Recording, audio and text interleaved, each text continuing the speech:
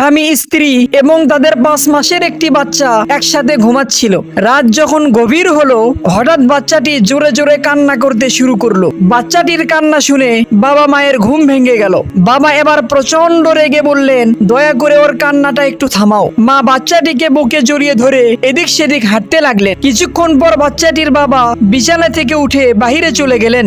অনেক সময় পর তিনি ঘরে ফিরে আসলেন। তখন বাচ্চাটির মা তাকে জিজ্ঞেস করলেন, এত রাতে আপনি কোথায় গিয়েছিলেন? তখন তিনি কেঁদে কেঁদে বললেন, মায়ের কবরটা একটু দেখতে গিয়েছিলাম।